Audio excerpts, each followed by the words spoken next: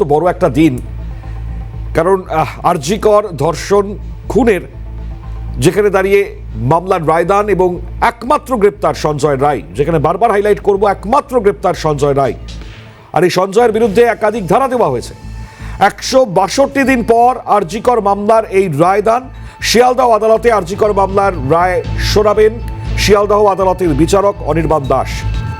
রায়ের দিকে স্বাভাবিকভাবেই তাকিয়ে রয়েছে দেশ বিদেশ, নির্যাতিতার পরিবার সহ আপামর দেশবাসী। সিবিআই তদন্ত নিয়ে প্রশ্ন ইতিমধ্যে নির্যাতিতার পরিবার আবারও তুলেছেন। সিবিআই কি আস্থা হারাচ্ছে? অবশ্যই বড় প্রশ্নের জায়গা, কিন্তু সব থেকে বড় প্রশ্ন, যে প্রশ্নগুলো অবশ্যই আজকেও ইনফ্যাক্ট সব থেকে বড় প্রশ্ন, যে ধর্ষণ খুন কাণ্ডে কি ধৃত সঞ্জয় রায় একা জড়িত? তথ্য প্রমাণ লোপাট কি হয়েছিল? 14ই অগস্ট আরজি কর মেডিকেল কলেজে কেন ভাঙচুর চালানো হয়েছিল? তথ্য প্রমাণ লোপাটের উদ্দেশ্যে সেমিনার রুমে যাবার জন্যই কি হামলা চালিয়েছিল দুষ্কৃতীরা? কারা পাঠিয়েছিল তাদের? তথ্য প্রমাণ লোপাট হলে কাদের লাভ? এই যে প্রশ্নগুলো আজকেও অনেক বড় প্রশ্ন, যেই প্রশ্নগুলো আজকে রায়দানের আগেও আবারও অনেক বড় করে ডেফিনেটলি আজকে উঠবে। দেখুন, আজকে দিনভর নজর থাকবে এবং বিশেষ করে আপনাদেরকে দেখাচ্ছিলাম যে ইতিমধ্যেই শিয়ালদহ কোর্ট চত্বরের নিরাপত্তার বেষ্টনী একেবারে, এবং এই নিরাপত্তার বেষ্টনীতে আজকে আরজি কর মামলার রায়দান হতে চলেছে এবং সম্ভবত দুপুর 2:30 যে সময়টা আমরা জানতে পারছি, সেই সময় হয়তো রায় ঘোষণা করবেন বিচারক। এই জায়গায় দাঁড়িয়ে নির্দিষ্টভাবে আজকের দ্য ডিবেটে এই মুহূর্তে যারা উপস্থিত, চলুন এই মুহূর্তে পরিচয় করাই। আমাদের সঙ্গে রয়েছেন বিজেপি মুখপাত্র জয় মল্লিক। জয়দাকে স্বাগত জানাবো অনুষ্ঠানে যোগ দেওয়ার জন্য। আমাদের সঙ্গে রয়েছেন রঞ্জন ভট্টাচার্য, চিকিৎসক। রঞ্জনদা, আপনাকেও স্বাগত জানাবো। কিছুক্ষণের মধ্যে দেবব্রত রায়, তিনিও যোগ দেবেন রাজনৈতিক পর্যবেক্ষক হিসেবে। আমি আগাম স্বাগত জানিয়ে রাখছি। আমি রঞ্জনবাবু আপনার কাছে আসি শুরুতেই। আমরা জানি না, মানে যে প্রশ্নগুলো আমরা রাখছিলাম বারবার, ধর্ষণ খুনে একমাত্র গ্রেপ্তার সঞ্জয় রায়, আজকে আরজি কর মামলার এই রায়দান হবে। আমি প্রাথমিক রিয়াকশন আপনার থেকে নিই, কি বলবেন? দেখুন, নো ওয়ান কিল মামনি রুইদাস। আমরা দেখেছি যে মামনি রুইদাসের যে ঘটনাটা ঘটেছে তাতে 1-12-তে আমরা হেরে গেছি, মানে একে রিঙ্গারল্যাক্টেড জিতেছে আর 12 জন ডাক্তারকে সাসপেনশন অর্ডার দেওয়া হয়েছে। ঠিক তেমনি নো ওয়ান কিল কাদম্বিনীর মতো আজকে 162তম দিনে আজকে শিয়ালদা কোর্টে যে আমরা আশা করে থাকবো যে ফল কি হবে, কিন্তু একমাত্র যে সিভিক ভলেন্টিয়ার সঞ্জয় রায়, তাকে বলির পাঠা করে তার উপর শাস্তি ঘোষণা করা হবে। এর পেছনে আরো অনেক যে সমস্ত ষড়যন্ত্রের মূল চক্রীরা রয়েছে, তারা বহাল তবিয়তে ঘুরে বেড়াবে এবং আস্তে আস্তে আমরা দেখতে পাচ্ছি কিভাবে তাদের প্রাধান্য বিস্তার পাচ্ছে। কলেজে কলেজে সেই থ্রেড সিন্ডিকেট ফিরে আসছে। তবুও আজকে কাদম্বিনীর বাবা মায়ের মুখের দিকে তাকিয়ে গতকালকে তারা বলেছেন যে কোর্ট মনিটর যে সুপ্রিম হিয়ারিং হয়েছে তাতে উচিত ছিল যে সিবিআই এর তদন্তকারী দলের নিয়মিত যোগাযোগ রাখা, তার বাবা মার সাথে একদিনের জন্য যোগাযোগ রাখা হয়নি। তাহলে কেন্দ্রীয় তদন্তকারী সংস্থা থেকে আমাদের রাজ্য পুলিশ যে ঘটনা ঘটিয়েছে সেই 162তম দিনের নক্কারজনক ঘটনার মধ্যে দিয়েও তবুও আমরা আজকে মহামান্য বিচারপতি অনির্বাণ দাসের এজলাসে শিয়ালদা কোর্টে যে হিয়ারিং হবে তাতে আশাবাদী সঞ্জয় রায়ের জন্য বিরলতম অপরাধ হিসেবে কঠোরতম ক্যাপিটাল পানিশমেন্ট হয়। চিকিৎসক সমাজ সহ গোটা নাগরিক সমাজ তার দিকে তাকিয়ে আছে। বেশ, চলুন, এটা হচ্ছে প্রাথমিক প্রতিক্রিয়া। রঞ্জনবাবু যেটা বললেন, জয়দার কাছেও আসবো। ইনফ্যাক্ট আমাদের সঙ্গে দেবব্রত রায়, রাজনৈতিক পর্যবেক্ষক, তিনি যোগ দিয়েছেন। আচ্ছা, কোনো কারণে যোগাযোগ বিচ্ছিন্ন হয়েছে, ঠিক আছে। দেবব্রত দা আসুক, তার আগে আমি জয়দার কাছে আসি। জয়দা, খুব তাৎপর্যপূর্ণ এই যে সিবিআই সুপ্রিম কোর্টে বলেছে আরজি কর কাণ্ডে বৃহত্তর ষড়যন্ত্র, মানে আজকে এটা প্রশ্ন একজনের পক্ষে কি বৃহত্তর ঘটানো সম্ভব? মানে আজকের দিনে দাঁড়িয়েও এই প্রশ্ন কাদম্বিনীর পরিবার তুলছেন। মামলার রায়দান হবে কিছুক্ষণের মধ্যেই, কি বলবেন?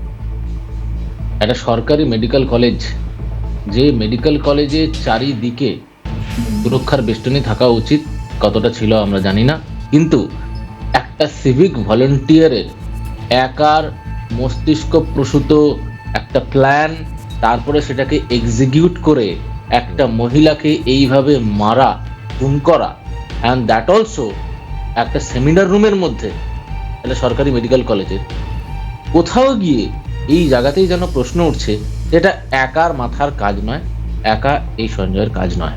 আর প্রথম দিন থেকে আমরা যে একটু যদি ক্রোনোলজিটা দেখি, সেটা হচ্ছে ঘটনা ঘটলো, ঘটনা ঘটার পরে সেখানকার যে প্রিন্সিপাল, এই প্রিন্সিপালকে মুখ্যমন্ত্রী আদরে আবার একটি অন্য মেডিকেল কলেজের মাথায় বসিয়ে দিলেন, যেখানে সাধারণ মানুষ হয়তো অপেক্ষা করছিলেন যে একে বোধহয় আপাতত সাসপেন্ড করা হবে, যতক্ষণ না ইনভেস্টিগেশন শেষ হচ্ছে ততক্ষণ একে বসিয়ে রাখা হবে। কিন্তু আমরা উল্টো দেখলাম এই একই জিনিস, কিন্তু 14ই অগস্টের রাতে এই ভাঙা দেওয়াল ভাঙা এবং সেই দিন রাতে গেট ভেঙে যে বাইরের লোক ঢুকেছিল, পিছনের গেট দিয়ে এই বেলেঘাটা বা বেলগাছি এই এলাকা থেকে ছোট ছোট ট্রাক ভরে ভরে যে লোক এসছিল, তাদের এন্ট্রি এবং এভিডেন্স মুছে দেওয়ার একটা ব্লুপ্রিন্ট, সেটা কিন্তু খুব স্পষ্ট।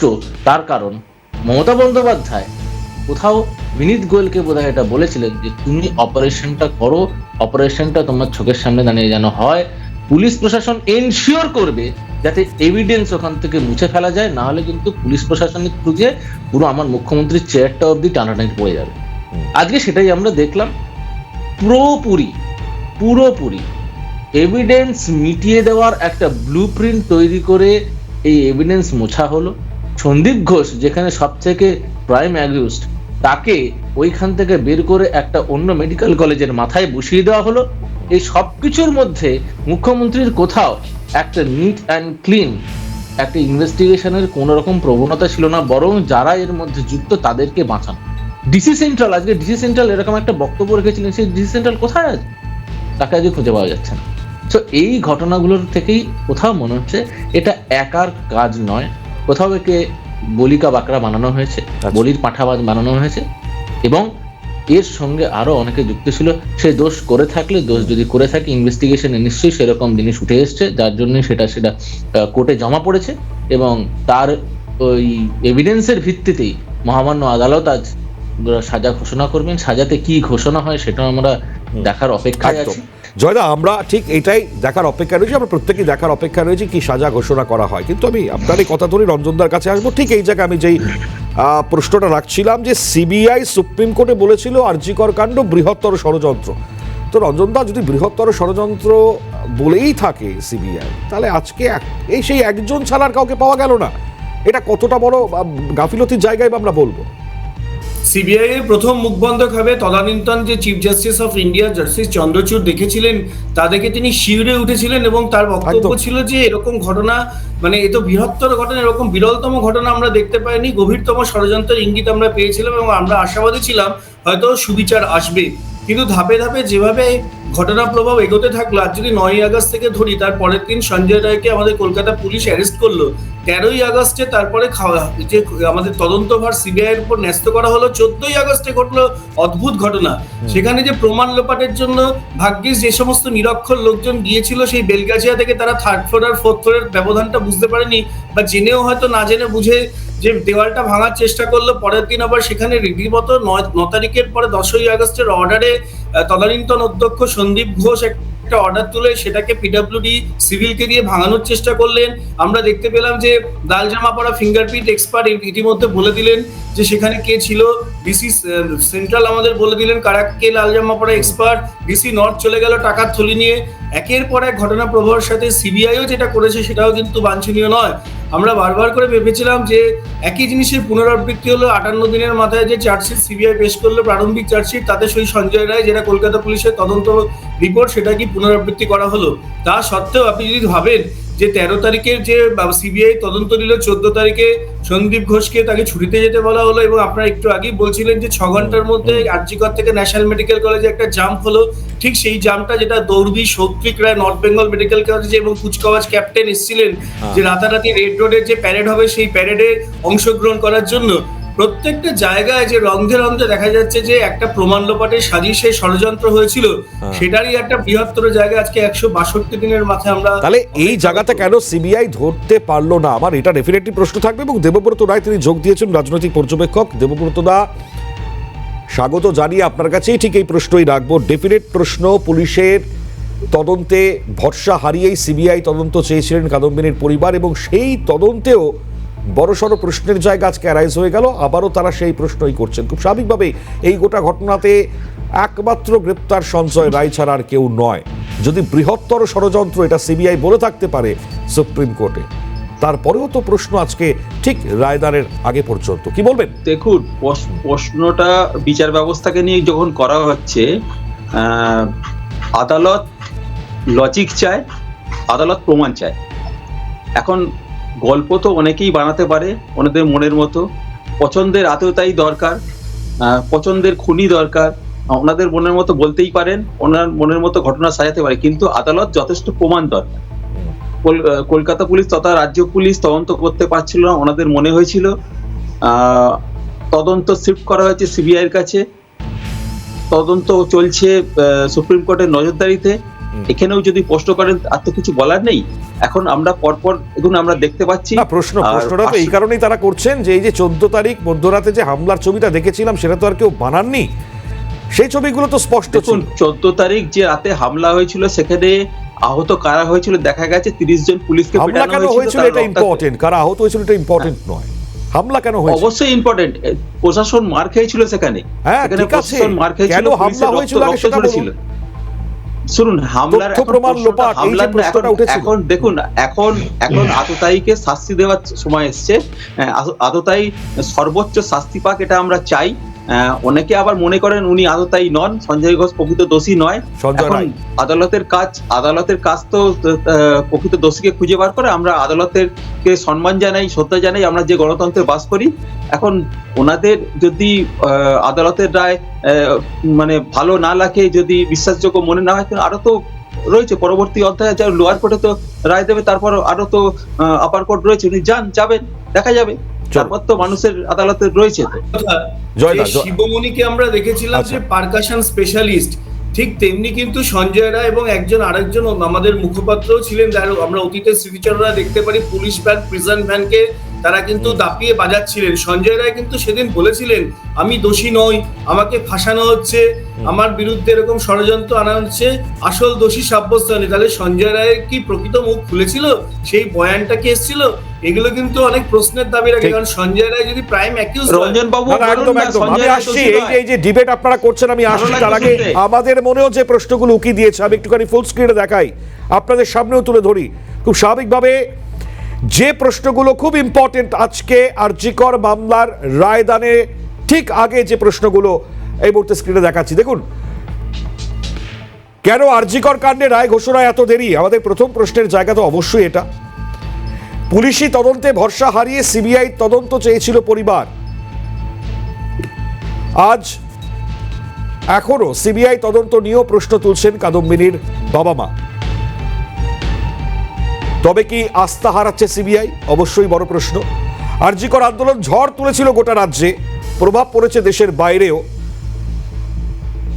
আর ঠিক এই জায়গায় শিয়ালদহ আদালতে বিচার প্রক্রিয়া আদতে কি গণ আন্দোলনকে ধামা চাপা দেওয়ার চেষ্টা? চলুন, এই অভিযোগগুলো খুব সুস্পষ্ট অভিযোগ, আমি আলোচনায় যাই। হ্যাঁ দেবব্রত, এটা বলছিলেন আপনি। দেখুন, একটা ন্যাক্কারজনক ঘটনাকে নিয়ে, খুব দুঃখজনক ঘটনা, বিরলতম ঘটনা, আমরা তীব্র প্রতিবাদ জানাই। কিন্তু সেই ঘটনাকে নিয়ে কিছু মানুষ তাদের আখের গোছানোর আন্দোলন করলো, আখের গুছিয়েও নিল, তারপর পশ্চিমবঙ্গের অর্থনীতিকে কুঠারাঘাত করলো। তারপরে তো আমরা পরবর্তীকালে পরপর দেখতে পারলাম কি ব্যাপারগুলো ঘটছে। এবং আগামী দিনে আমরা বিচার ব্যবস্থার প্রতি তো আস্থা রাখতে হবে। ওনারা রাজ্য পুলিশের উপর আস্থা রাখবেন না, ভালো কথা, তো পরবর্তী বিচার ব্যবস্থার উপর সবাই আস্থা রাখছেন, এটা নিয়ে কোনো রকম মন্তব্য আসছে না। আপনি বারবার বিচার ব্যবস্থার উপর টাঙিয়ে দিচ্ছেন, কেন বুঝতে পারছেন? রাখুন, লোয়ার কোর্টে কি রায় দেয়, হ্যাঁ রায়ের উপরে তো সবাই আস্থা রাখছেন, কেউ তো বলেনি এই ক্ষেত্রে। এই বাবেরাই তো বলছে সঞ্জয় রায় তোমার কিসের ভয়, তো বামেরা তো আমার বন্ধু হয়, সঞ্জয় রায়ের বন্ধু এখন জয়দা। আমি এটা খুব এটা আমি নেওয়াটা ঠিক হচ্ছে না। সেটা হচ্ছে বাম রাম, এখন তৃণমূল সিরিয়াসলি বলছে this is not the time to talk like this. যে ঘোষণা হওয়ার কথা সেটা আদালত করছে, এবং আদালত যে কোনো ঘোষণা করে সেটা ফ্যাক্টস অ্যান্ড ফিগার্সের উপরে করে, ইনভেস্টিগেশন রিপোর্টসের উপরে করে, উইটনেসের উপরে বেস করে করে। দেখো, আমি আইনজীবী নই, কিন্তু এটা খুব বেসিক একটা সেন্স যেটা বুঝতে হবে যে আদালত কিন্তু তার নিজের মনের মতো কোনো রায় দেবে না। পুরোপুরি যে ইনভেস্টিগেশন হয়েছে, উইটনেস এভিডেন্স যেগুলো সাবমিট হয়েছে কোর্টে, তার বেস করেই পুরো জাজমেন্টটা দেবে। তাহলে আমি যদি আজকে একটু পিছিয়ে গিয়ে ক্রোনোলজিটা দেখি যে কি কি এভিডেন্স, কি কি ফ্যাক্টস, কি কি উইটনেস পাওয়া গেছে, সেই হিসেবে আজকে সঞ্জয় যে কথা হচ্ছে সিভিক, তাকে যখন ধরে নিয়ে যাওয়া হচ্ছে, পুলিশের ভ্যানকে পেটাতে হচ্ছে কেন? সঞ্জয়ের আওয়াজকে চাপার জন্য, যেখানে সঞ্জয় বলছে একদম। আমাকে বলির পাঠা করা হচ্ছে। Point number 1। Point number 2, police প্রশাসন পশ্চিমবঙ্গের তাদের যে তৎপরতা আমরা দেখলাম আজকে এই গতকালকে, যে এফআইআর সঞ্জয় রায় বললো আমাকে কিন্তু বলির পাঠা জয়দা, করা হচ্ছে, CBI কেন ওরা তাহলে পরে অপসারণ হয়ে গেল? এই জায়গায় কেন হয়ে গেল? নির্দিষ্টভাবে আপনারা ধরতে পারলো না কাউকে? এত তথ্য দিচ্ছেন, এই একদম তথ্যগুলো তাই। সিবিআই কে দিয়ে একদম সহযোগিতা তাই। করুন না, এক সেকেন্ড। আদালতকে দিন না। এক সেকেন্ড। আপনারা যে এত পৃথিবী- রয়েছে, এই তথ্যগুলো কেন রেখে দিয়েছেন? শুনেন, এগুলো শুনেন, যথেষ্ট শুনেন। আদালতকে সহযোগিতা করুন, তাহলে তদন্তে শুনেন, সুবিধা হয়। অনুব্রতবাবু, শুনে নিন। আদালতে পুরোটাই- তথ্য দেওয়া হয়েছে আপনার অবগতির জন্য জানাই যে হ্যাঁ। নির্যাতিতার বাবা মা তারা 57 পাতার অভিযোগপত্র দাখিল করেছেন এবং তাদের বক্তব্য হচ্ছে যে সঞ্জয় রায় নয়, এর পেছনে আরো এটা আমরা বলিনি, কাদম্বিনীর বাবা মা অভিযোগ করেছে। কিন্তু আজকে দেখুন, ওনারাই তো সিবিআই চেয়েছেন। আমি হেইনাস ক্রাইমের প্রপার ইনভেস্টিগেশন এবং তার বিচারক কামনা করি, কিন্তু প্রতিহিংসামূলক কিরকম অবস্থা দেখুন। এই আন্দোলনের অন্যতম মুখ আশফাকুল্লাহ নাইয়া একদম, একদম। গতকালকে তার কাকদ্বীপের বাড়িতে পর্যন্ত চলে গেছে। বিধাননগর পুলিশ কমিশনার এত তৎপর যে অন্য সময় দেখেন না। তাকে এবং ডেকে আপনারা পাঠানো দেখবেন হয়েছে। যারা চিকিৎসা রয়েছি, আমরা যারা সরকারি পরিকাঠামোয় রয়েছি, এই যে আমাদের মামুন রুইদাসের ঘটনায় 12 জনকে সাসপেন্ড থেকে শুরু করে প্র্যাকটিসিং অপশন দেওয়া ডাক্তারদের বলা হচ্ছে আবার নতুন করে অপশন জমা দেওয়ার 20 কিলোমিটারের মধ্যে, এই যে উপর্যুপরি আমাদের ডিরেক্টর আপনাদের অভিযুক্তরা জামিনও পেয়ে যাচ্ছে, সেটাও তো বলুন। কিছুই ছিল সেটা না। বলছেন না কেন? নতুন করে আমাদের দিকে কামান দাগার প্রচেষ্টা হচ্ছে। আমরা কিন্তু আমি একটা কথা খালি ব্রেক করে দিয়ে যাচ্ছি। আচ্ছা, রঞ্জনদা শেষ করে নিন, দেবব্রত দা আসছি। আমি আইএমএ যুগ্ম সম্পাদক রাজ্য শাখা থেকে বলছি, আমাদের গতকাল একদম। মিটিং হয়েছে রাত পর্যন্ত, আজকে আমাদের প্রেস ব্রিফিং আছে এবং আজকে আমাদের প্রেস ব্রিফিং এর উপর নজর রাখবেন, কারণ আবার যে আন্দোলন ঘটনা পুঞ্জীভূত হচ্ছে, সমস্ত চিকিৎসক সমাজ রাজনীতির ঊর্ধ্বে উঠে একযোগে প্রতিবাদে নামবেন এবং এর ভয়ানক ফলটা কিন্তু যেটা সুখকর হবে না, এটা কিন্তু আমি বলে দিতে পারি। ঠিক। আমি একটা জিনিস হ্যাঁ, জয়দা, বলছি, বলুন। সেটা হচ্ছে পুরো ইনভেস্টিগেশনটা আমি বারবার বলছি, it is based on facts and figures. Okay. আজকে এই মৃত্যু যখন হচ্ছে তখন কিন্তু ফরেনসিক ডিটেলস, একদম ছোট ছোট মাইনিউট ফরেনসিক ডিটেলস যেগুলো আছে, সেইগুলো কালেক্ট করার উপরেই কিন্তু পুরো এই জাজমেন্টটা ডিপেন্ড করতো, সেটা ওরা জানতো। এইবার কি করলো, যে এরিয়া অফ ক্রাইম, এই এরিয়া অফ ক্রাইমে যেখানে অন্য কারোর ওখানে কর্ডন অফ করে দেওয়ার কথা, ওখানে বাইরের কোনো লোকের ঢোকার একদম অনুমতি থাকা উচিত নয়, সেই জায়গাটা কর্ডন অফ পর্যন্ত করা হয়নি। সেটা কার কথা করার কথা ছিল? পুলিশের। আজকে নবান্ন অভিযানের সময় আমরা দেখেছি লোহার গ্রিলকে ঝালাই করা হচ্ছে, আর সেখানে হাজার হাজার পুলিশ। সেই যে তৎপরতা, সেই তৎপরতা 14ই আগস্টে কেন করা হয়নি, যাতে বাইরের লোক এইরকম একটা ক্রাইম সিনে ঢুকতে না পারে? সেটা কেন করা হলো না?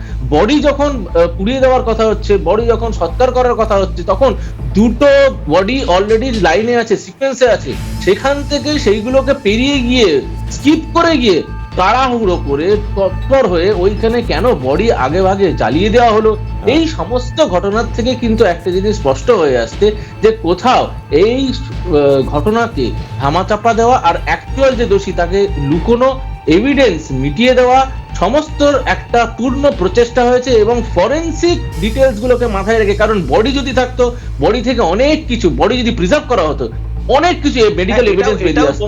যদি ক্রাইম সিন প্রিভেন্ট করা হতো, ক্রাইম সিন কর্ডন অফ করা হতো, সেখান থেকে অনেক কিছু এভিডেন্স বেরিয়ে আসতো। আর এই এভিডেন্স যদি একবার হাতে না, আমি বলছি সিএফএসএল রিপোর্টও তো সামনে এসেছিল। যাই হোক, আমি বলছি যে জয়দা যে প্রশ্নগুলো তুলছেন খুব স্বাভাবিকভাবে, মানে প্রত্যেকেই প্রশ্নগুলো তুলবেন, মানে এখনো পর্যন্ত এই প্রশ্নগুলো উঠবেই, খুব স্বাভাবিক। এই দেখুন, আজকে জাজমেন্ট পাবো, কিন্তু আমি আবার বলছি, এই judgement is not based on the facts and figures যেটা হয়েছে, কারণ অলরেডি মুছে ফেলা হয়েছে অর্ধেকের বেশি, মানে 80% এভিডেন্স মুছে ফেলা হয়েছে। দেবব্রত দা কি বলছে শুনুন। সিবিআই কি করছেন? বলুন দেবব্রত দা বলুন। দেখুন, আদালতের রায় যদি আমার পক্ষে গেলে আদালত ঠিক আছে, যেই আদালতের রায় আমাদের বিপক্ষে যাবে তখন আদালতের রায় পক্ষে বিপক্ষে নিয়ে তো এখানে আলোচনা হচ্ছে না। আপনি কোথা থেকে কোথায় চলে যাচ্ছেন বুঝতে পারছি না। অরাজকতা তৈরি করে আরেকটা অরাজকতা করবেন, মানুষ তো জবাব দিয়েছে।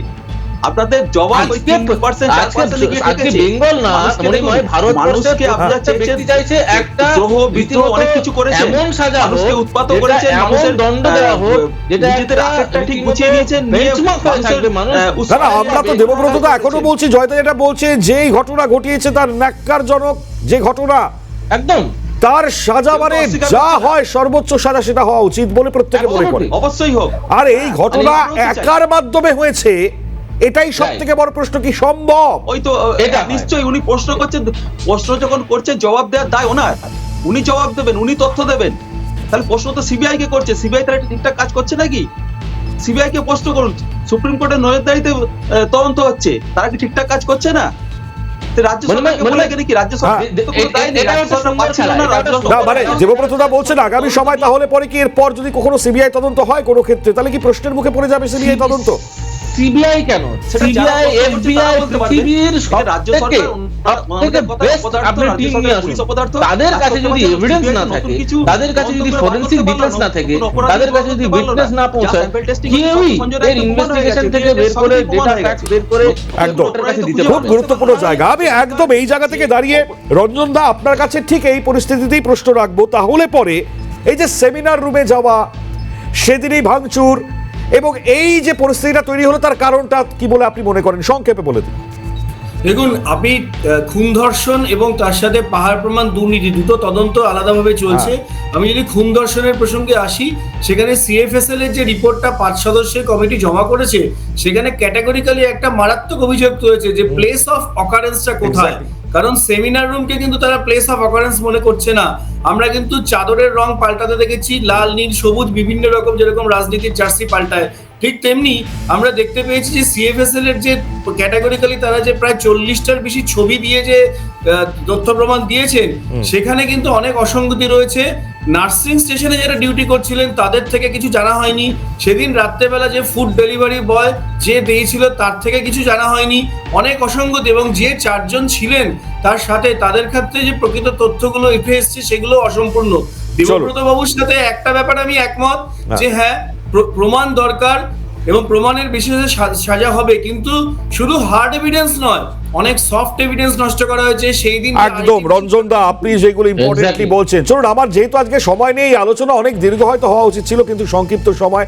অসংখ্য ধন্যবাদ জানাবো প্রত্যেককে, দেবব্রত দা, জয়দা, রঞ্জন দা, আপনাদের প্রত্যেককে অসংখ্য ধন্যবাদ। দেখুন, আদালতের রায় সবসময় শিরোধার্য। আমি আবারও বলবো, আদালত কি রায় দেবে সেটা তো একেবারে আদালতের বিচার্য বিষয়।